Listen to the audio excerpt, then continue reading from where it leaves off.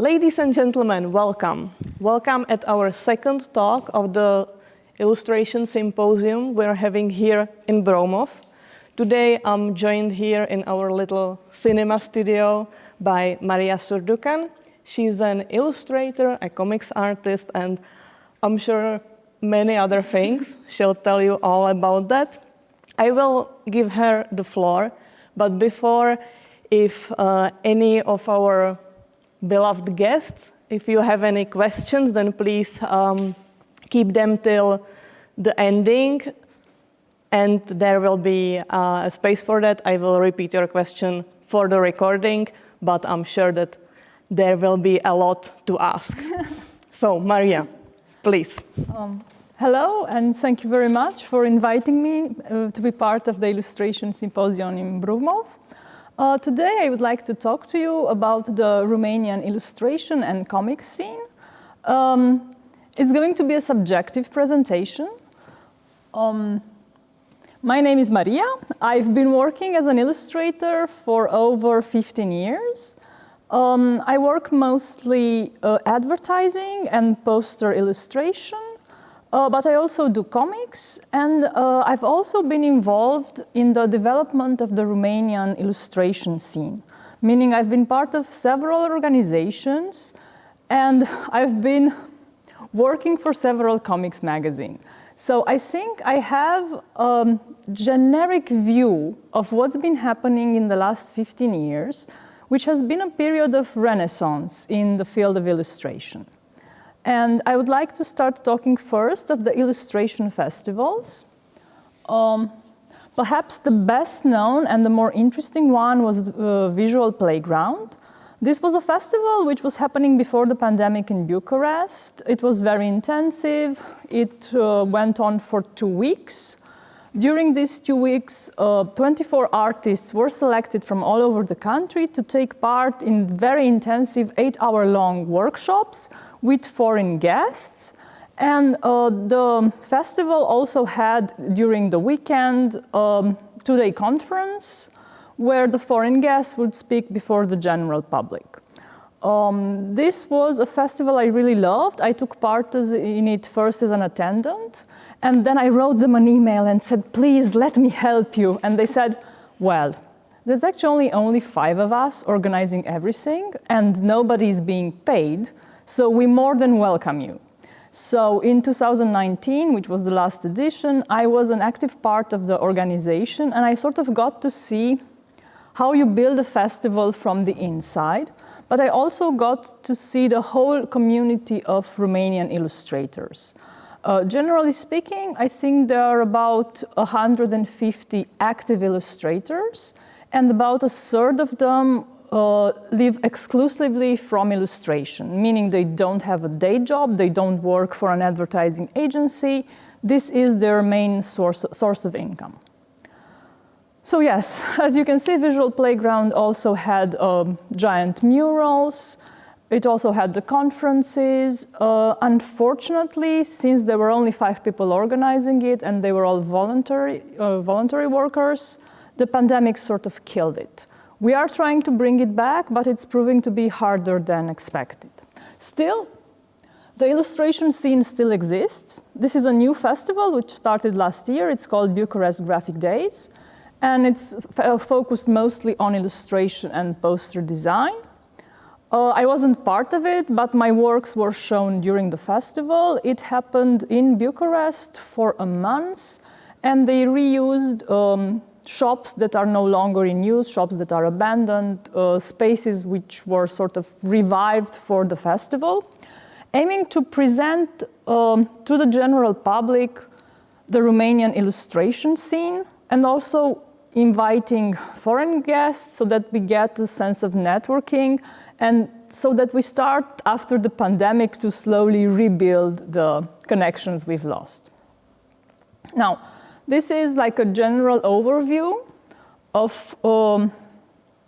let's say, the way in which we're trying to bring together the illustration scene in Romania. Now, I've made a selection of artists which I think are sort of representative for the scene. And I will present you 3 illustrators. again, very subjective, but which I consider some of the best in Romania. And we are starting with Sado. He works mostly in acrylics.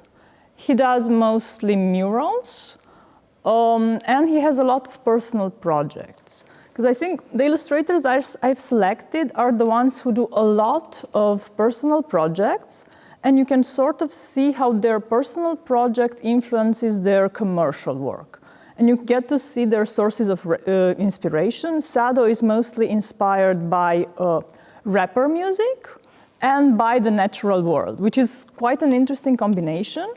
He makes incredibly detailed images, which he does traditionally, and he then sells the originals as well. And since those were his passion projects, he's been later contacted by music labels. His work was published in the New York Times and in Hollywood Reporter. And the mural you see on the right side was painted in Versailles, and it's inspired by the French king's menagerie. He is trying to set the animals free. So a lot of his work has a social subject, but apart from this social subject, you can see he really enjoys what he does, and his work is in fact a constant exploration, not only of different subjects, but of different techniques as well. He does a lot of pattern design, of Orient-inspired pattern design. He's worked with hotels in Singapore, and he also does ceramics, which is something new for him, and he's sort of analyzing the, let's say, the glamour influencer lifestyle, because that's the first pot is for Lamborghini, the second pot is for Ferrari, so it's more of an inside joke, but also I think genuine amazement on his side in front of, faced with this new cultural phenomena of people exposing their richness on social media. So what I like about his work is the fact that he is constantly evolving and constantly seeking new ways of expression. He was also one of the illustrators who was part of the 2019 Visual Playground workshop.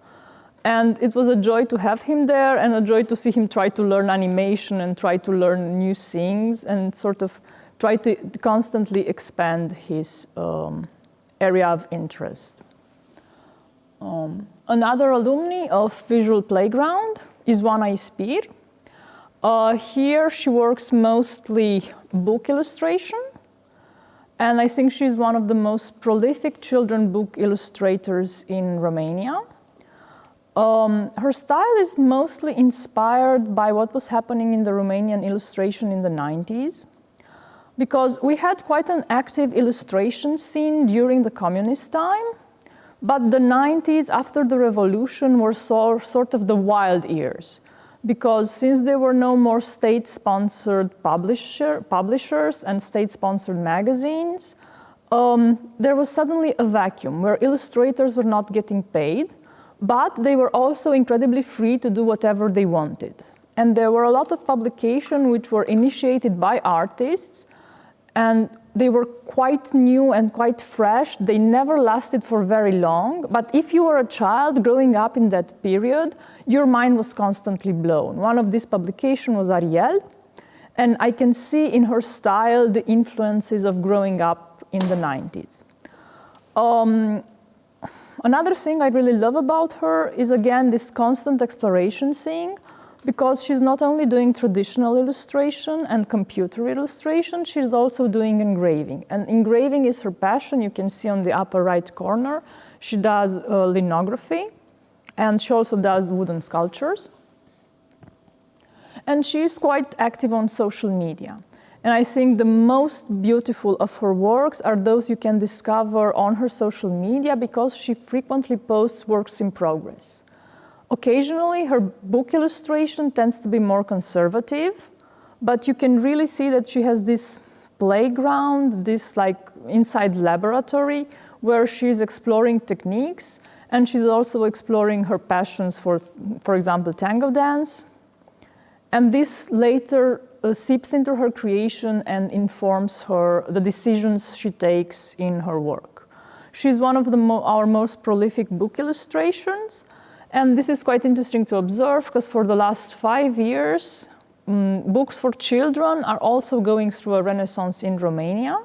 So far, we've been translating a lot, but in the last 5 years, we are slowly growing our own children book writers, because I think there was a reluctance from serious authors to write for children, and when they were doing it, they tended to be very educational and very didactic, and they tended to put a lot of text on the page and not really trust the illustrations.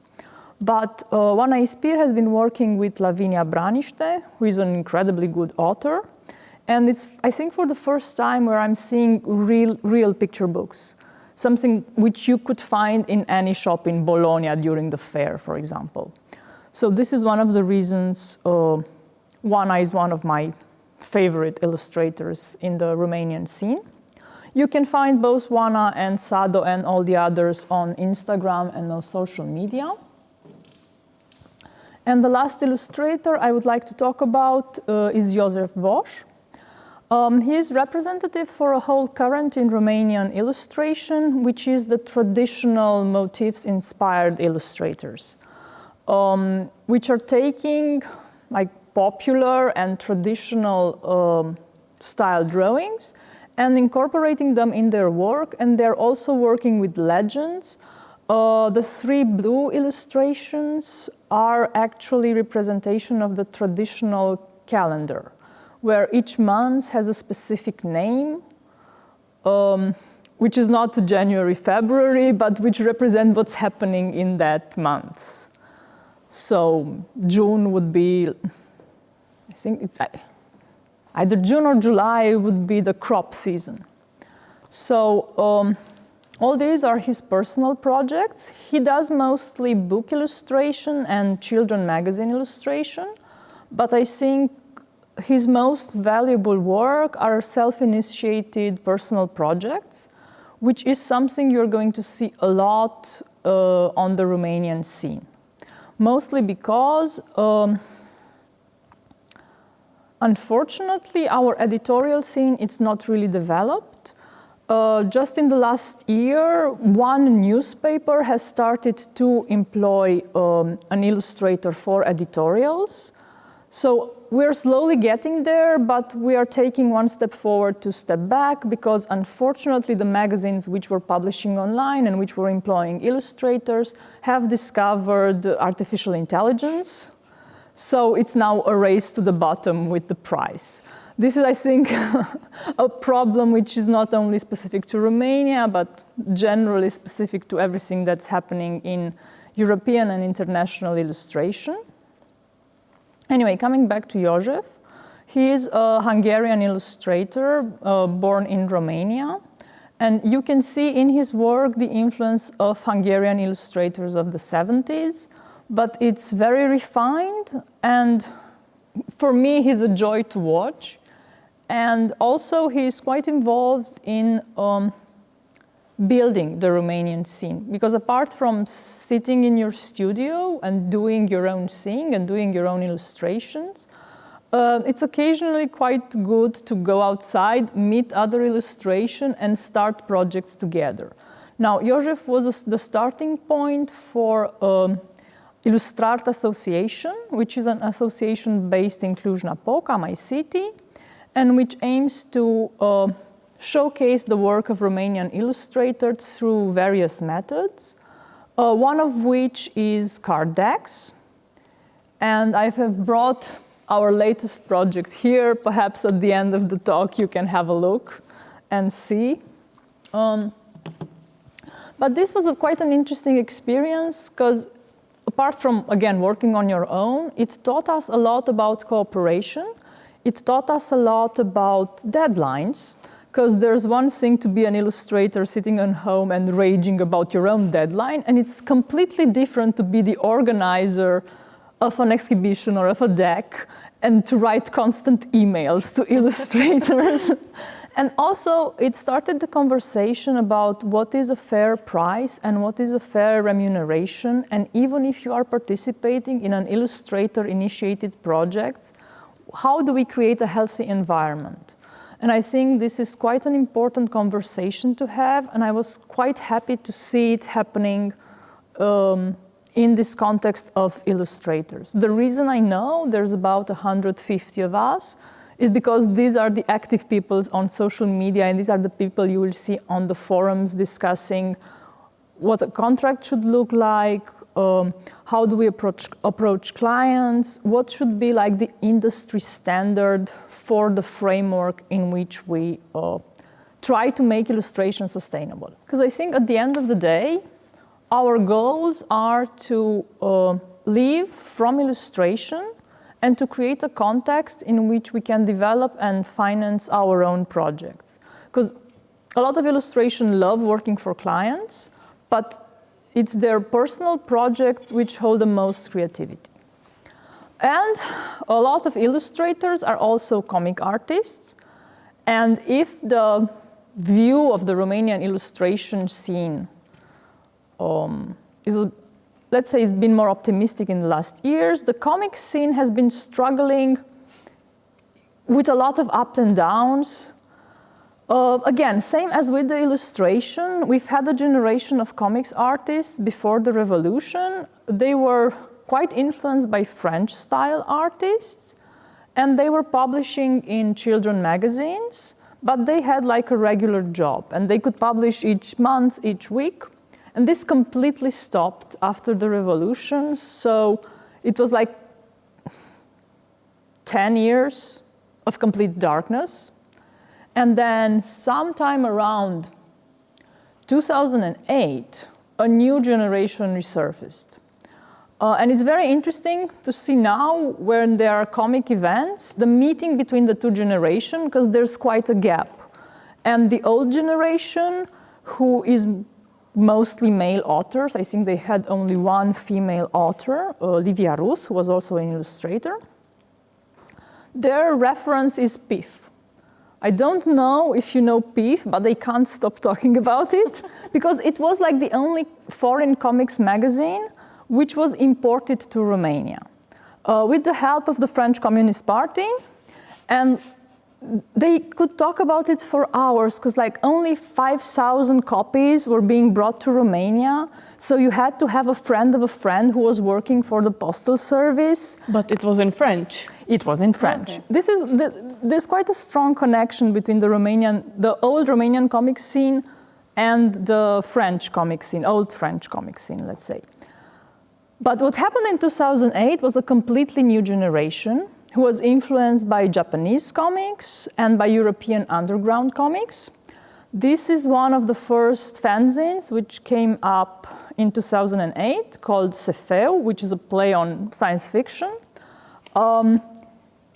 It's unclear how many of them were there, because the general feeling is there were 2 of them, but they were pretending to be 10. The stories were incredibly hard to follow, but incredibly rewarding if you managed to follow them. And it was like complete madness, but in a very good way. And they're not publishing it anymore. One of them has become a writer and a poet, quite a successful one. And the other one is working full-time in an illustration agency. It was Timotei Drobe and Cristian Dărstar. The other thing which happened in Cluj was Gloria Asafanzino. Gloria Asafanzino meaning the glorious fanzine. It was obviously tongue-in-cheek. This was initiated by Ilana Surducan, who is my sister, and she took an Erasmus. She had an Erasmus in Saint-Luc in Liège, and she came back saying, in France, wherever there's 3 students, they start a magazine. Let's start a magazine. And she got all our friends, none of which were drawing comics. And we started making a fanzine and filling it with comics in a very... Near Malaysia, there's a jungle. And in those jungle, have you heard of cargo cults? A cargo cult is people in the jungle noticing that the Americans have built bases and those bases attract the planes and the planes with provisions come. So in the jungle, the people have started building airports, but from sticks and rocks. But they're in the shape of an airport. To make it and look they like, hope to attract the plane because it's sort of like magical thinking. This is what we were doing with comics. We knew what comics should look like, and we were sort of making them and building the railroad at the same time, and sort of discovering that if you have to explain your story to the audience, then it's a bad story. And the first numbers of the fanzine were like, you could see us learning, and they weren't very good, but they got progressively better. We published 13 numbers, and the one with Russia was published in 2013 during the Romanian ecological protests, which were quite like the biggest after the revolution in the country. And I was quite proud of us for being in the moment and reacting to what was happening around us. A lot of the people who worked and learned to do comics with Gloria Asafanzino are now either doing comics professionally or doing editorial illustration. So this was like our test ground. It's like a version when musicians say, let's have a band, then Yes. illustrators and comics artists, let's do a fanzine. Yes, and we learned so much along the way because the first numbers were sponsored by some French friends, meaning they gave us 100 euros and we used the 100 euros to print it black and white and we colored the cover by hand. And we gave it for free in like bars in Cluj. And we progressively got some money from the German Cultural Center and from the French Institute. And it's quite interesting to notice that a lot of the Romanian comics scene has been supported by foreign institutes. For example, the Czech Cultural Center initiated a documentary comics series aptly called the Czech-Romanian Relationship Through Comics. That's very catchy. But they published 5 books and they were quite good, and I think 2 of them have been translated to the Czech Republic. Yes, they are very hard to find, but they exist. Yes, they were, again, because we are doing underground comics and because we are artists, we tend to do stuff very preciously and we tend to publish on the best quality paper. And it's a surprise that the money is never enough. So we publish 500 copies and they instantly become collector's items. And then we try to sell them in bookshops and the bookshops just put their prices on the very precious paper. So it's been like a learning experience and we've sort of learned to have a relationship with the public. And now, oh yes, this is how from fanzines we sort of grew up into anthologies. The Romanian comic scene had a boom during 2014 when we had an amazing number of 4 publishers who were publishing exclusively comics. But they were a bit naive and they thought in a country with a strong Latin tradition and with strong ties to the French comic scene and used sort of to the French idea of comics album, they tried to import the American issue style. And they tried to translate American-style comics, and it proved to be unsustainable on the long run, mostly because people were reading them online. So that didn't work out so well. What worked, on the other hand, were comics anthologies. Urban Comics and Țara Desenată were published in Cluj and funded by the German Cultural Center, affiliated with Goethe Institute. And the first one was about urban legends of Cluj, and the second one was about personal connections to the German culture, which turned out to be quite a generous subject. His story from '89 is Histories of the Romanian Revolution. This was funded by the History Museum in Brașov, and it's genuinely one of the best comics anthologies because it turns out that even 30 years after the revolution, it's still a very raw subject. And if you throw it to comics artists, they come with very strong stories. And on the last row, you have POC, which is documentary comics magazine. They have published 2 numbers. They're now working on the 3rd. Petra Dobruška is the initiator. She is a Czech cultural manager. Yes, I think that's the correct title. Who used to live in Romania. I think she now lives in Prague, but she's still working on the project. And this time, she is trying, or we are trying to develop good scripts and good drawings. Because it turns out artists are very good at drawing, but the script part is like a completely different job, and we are trying to sort of marry people who can write with people who can draw and produce. I think our main issue with comics is getting the continuity and learning and applying what you've learned in a project that keeps going on. So now to the comics artists. Very subjective. I think Sorina Vasile is the best Romanian comics artist at the moment. She works as an illustration and a graphic designer as well, as she is quite a good graphic designer. But what I love about her is her completely eclectic style and her complete dedication to the subjects which are important to her. A lot of her comics are about social issues. A lot of her comics are about the liminal spaces and invisible communities. She has a whole book called Old Farts, which is about growing old and growing old in Romania and what that means, but in a very poetic and subtle way. Sorina is one of the people who is incredibly serious and who treats every subject with dedication and explores every subject to its absolute limits. She lives in Timișoara, and she has, in the last 10 years, published a lot of comics on social issues, from drug use to problem of the youth, problem of the old people.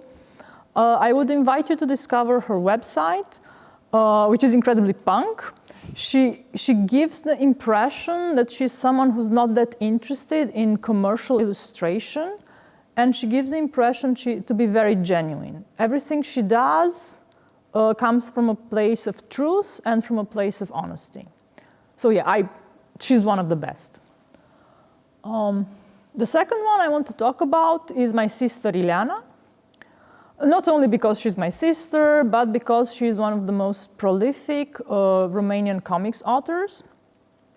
She started in the French scene in 2010, when there was a boom of online comics in France due to Blogspot. And there were a lot of authors who couldn't reach the mainstream publications, but who would publish something that would be journal-like online.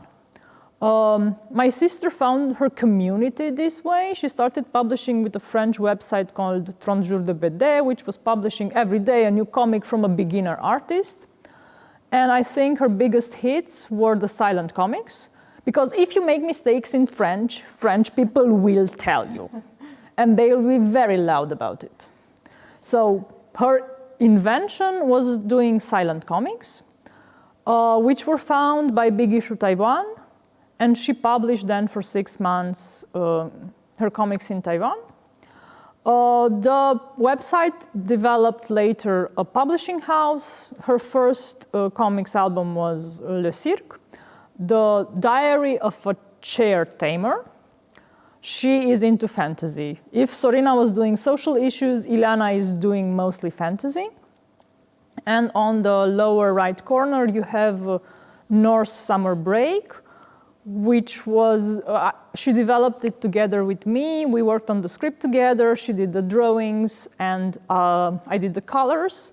And this was one of the best sellers, Romanian comics, because it was engineered specifically for the Romanian public. It was for the first time, and this was Ilana's idea, when we started to do a comic project like a commercial project. And we said which subjects would be interesting for the Romanian public, also what do we want to do, and what would be the specific demographic we need for children, what should these children be. So we developed a story inspired by Romanian fairy tales, but not a retelling of Romanian fairy tales. And it was published in Romania, it was published in France, is now being published in Hungary and in the Czech Republic. I know you've told me how many copies it sold in Romania. I forgot how much. Last time I checked was around 15,000. 15,000. Yes. That's enormous. For Romania, that is amazing, because we've published other books in Romania and we've always been around 1,000, 1,500. Just to give context to this, in Czech Republic, most comics books are published in 2,000, 2,500 copies, and a bestseller for comics and prose is 5,000 copies. So this is triple that, so that's amazing. I think this is not so much, I mean, I would like to believe it's our merit as well, but I think it also shows there's a need for comics for children. And so far, as you've seen with the fanzines and with the personal projects, artists tend to work for themselves and tend to speak on the subject that interests them the most. And these not always happen to be for children, but North Summer Break was sort of engineered. And also, when I say this, of course, we made a book we love, and we made a book we would have liked to read as children, but it was geared specifically to children. And it's very good because when parents come to your table in festivals and say, oh, my child doesn't like to read, you can say, yes, you can start with North Summer Break. This is a good entry point to reading. And finally, from Ilana's project, I would like to talk about The Lost Sunday, because this was a Kickstarter campaign, and it was funded through Kickstarter, then published in Romanian and English. It was her first book published in English, and the fact that it was visible through Kickstarter meant it was bought by a bookshop in New York, which made it eligible for the Eisners. And our publisher Pronoia submitted it, and we thought, okay, haha, you're submitting a first-time book published in English to the Eisners, and it was nominated in the multimedia artist category, which even if we didn't make any money from the Kickstarter campaign, the campaign was successful. We had enough money to print, we had enough money to organize the shipping. This was during a pandemic and the crisis of paper, crisis of transporters, but we learned a lot about marketing, and we learned a lot about building a project. I was on the marketing side. This was written and drawn by Ilana, but I tend to speak in plural when I speak about it, because we often work on comics projects together. And I think this has been like a secret to our determination to stay in comics and not move toward commercial illustration. So this was her last project, and let's say the internationally visible one. I bet it's the first Romanian comic to be nominated. I'm not even sure if it is. I think there was another Romanian artist who worked on a collaborative project which got nominated. Ah, okay. I think it was Adrian Barbu. And the last comics author I would like to talk about is Ono Bencedi. She is a Hungarian artist living in Cluj. She has a day job as an illustrator in an illustration agency.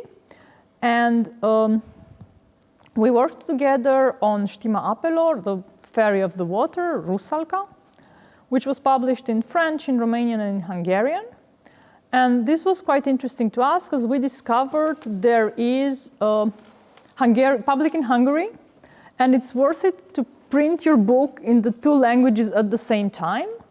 And the book received a prize from the Alphabeta Festival in Budapest.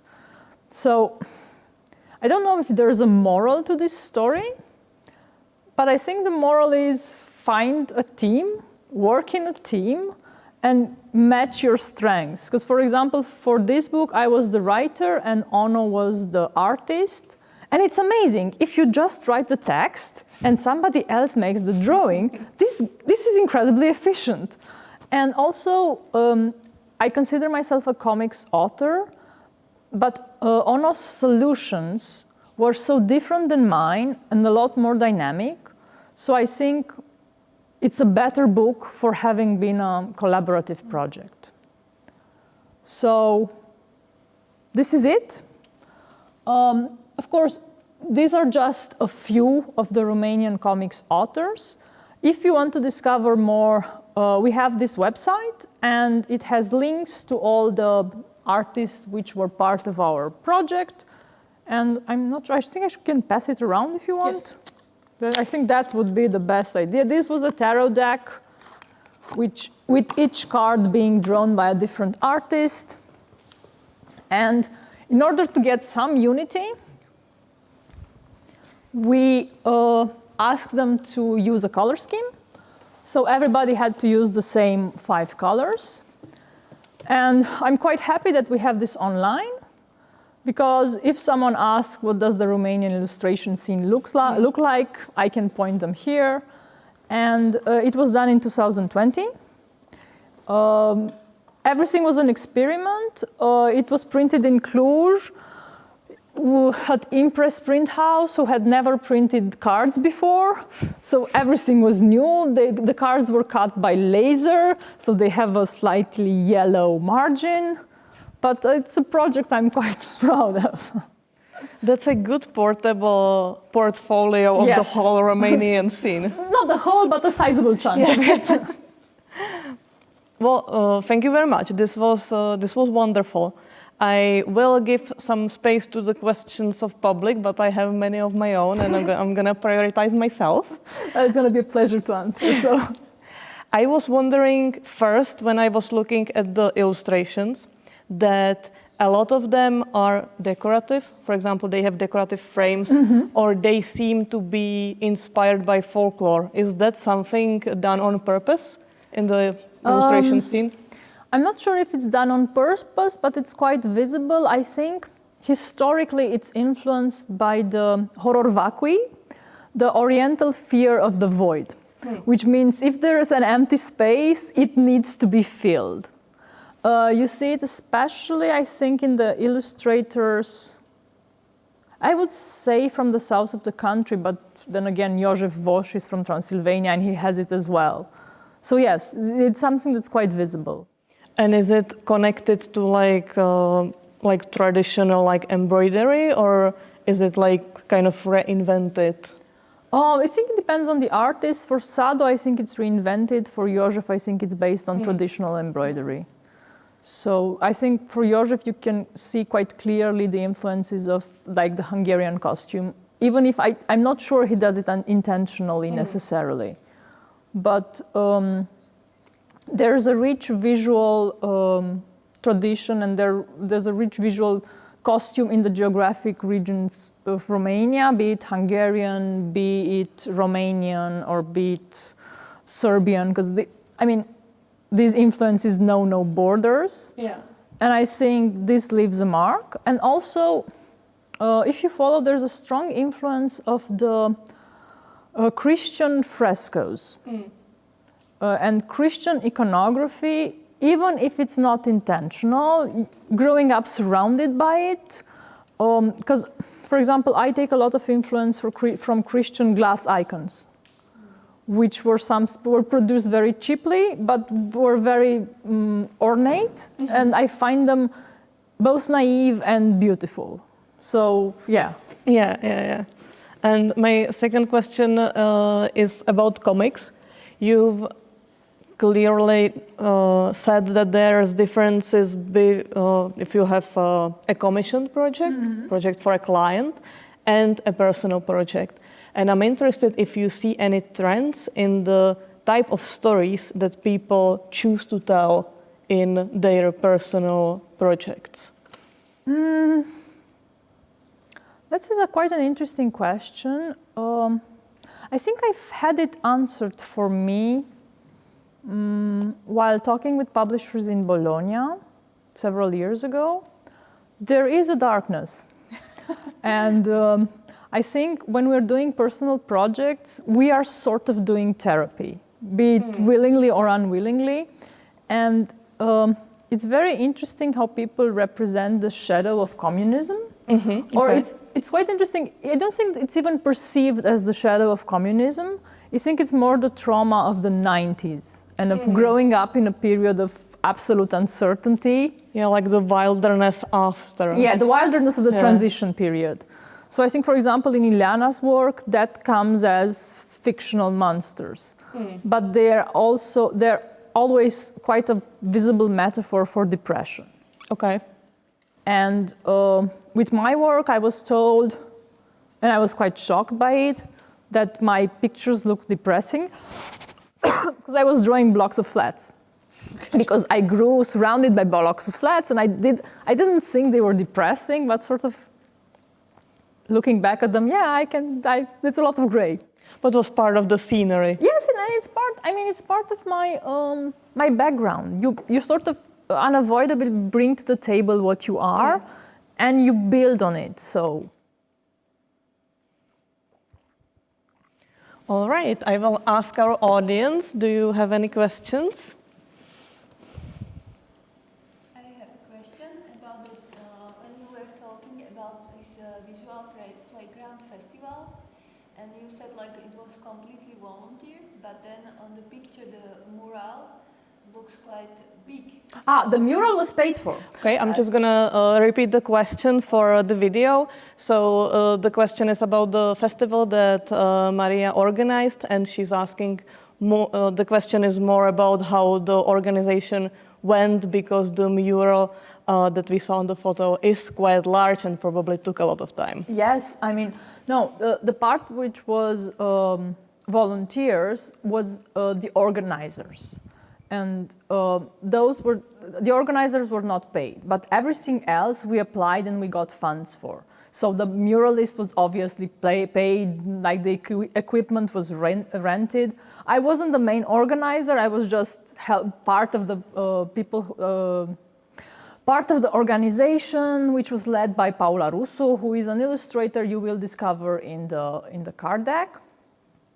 And so yes, it's not that we didn't have money, we did, we just never had enough money to cover everything. So I think this works well over short periods of time, but it's not sustainable on the long run, because since we were all professional illustrators and photographers and designers, this meant that if a paid project came along, we would prioritize that. And this is valid not only for the festival, this is valid for all personal projects. This is the problem with personal projects, and this is why residencies are important, and also sort of learning how to access funding on the long run, even if that's a completely different job than illustrating. Not an easy one.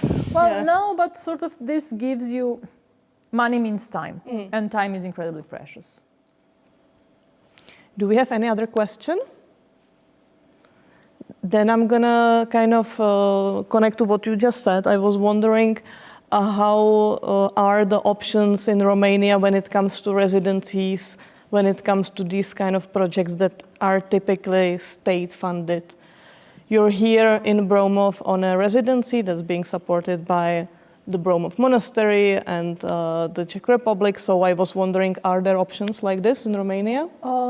I've seen a few in the last years, a significant part of them in Timișoara, who is this year a European cultural capital. There's also a cultural grant, which is for either festivals or editorial. Visual Playground was done with partial funding from this grant AFCN. This has, you know how you can tell the changing of the season? You can see when the grant is approaching because all your friends are writing for the grants. But also, we are lucky to be part of the European Union, which means we can apply for residencies and grants through Creative Europe. Yes. Which was, I was part of Comic Art Europe, and so were you. Yes. So the world is really, really small. And especially the comics world. Yes. But yeah, there are opportunities, and there are, for example, even, let's say, unusual ones, because there's like a jazz festival in Cluj, who was offering like grant money for art projects. this is how Illustrate started, and we used the money from the first grant to make and sell our first card deck, and that was a commercial success, which meant we took all the money we got from sales and made the second pack, and we took all the money we made from sales from the second pack and made the third pack, and we are working on new projects which are sort of self-funded now, but which were started by this collaboration with Jazz in the Park. Yeah, before you came, I checked my messages and I saw that we first interacted in like 2015, and then I kept meeting you, kind of like e-meeting you on different projects. We met at Comics Art Europe, also an amazing thing. And to be completely honest, I sometimes mistook you for your sister. Everybody does that. I'm sure me talking about her work for such a long time doesn't really help. But yeah, I think we've been lucky to be able to work together, and even if we are not working together on all the projects, it's been incredibly valuable to have someone who would give you an honest opinion and honest feedback on your work. The danger being, since we have the same background, you occasionally need an external eye, because we are sort of otherwise turning in circles. Our time here is slowly closing in, so I would like to ask you one final thing. It's a really nice coincidence that your first, not first Czech book, but a big comics project is being translated to Czech. It's going to be published in Meander Publishing House, and I just would like to ask you if you could very shortly talk a bit more about this. You've mentioned it already in the presentation, so let this be just a little trailer for what is to come. North Summer Break is the story of a boy called Norbert who is contemplating the perfect summer. He's going to spend locked in his room playing computer games. Unfortunately, his parents are traitors and they ship him off to his grandfather and grandmother. Nor describes it as the wild wilderness where the cows are going to eat him. He tries to take his Game Boy with him, but the parents confiscate his adapter, so he's forced to interact with the world around him. Now, his grandfather is a weather wizard, and his grandmother is the witch of the forest, but Nor really isn't interested in continuing the family tradition. But sort of against his will, he makes friends with other children in the village, and all the creativity he was getting from video games, he translates into games in the village. So they make their own video games, and by the end of the book, of course they have to save the world. Of course there is an ogre who steals the sun, and it's only the four of them who can save the world. And by the end, you never know if it was real or if it was a game. You kind of believe it was real. So it's like the perfect holiday from our childhood. I think this is the best way to describe it. Perfect. Thank you very much. Before we started this talk, you told me that the only thing you like more than drawing is talking. Just let me say, you do both really well. It was wonderful to hear you talking about your work, about Romanian illustration. Thank you very much. Thank you for the invitation. It was a pleasure to be here. And this is the end. If you want to see more of our program that was created at the Symposium of Illustration, then please check our Facebook. We have podcasts on SoundCloud and YouTube, and we would be delighted to participate in that.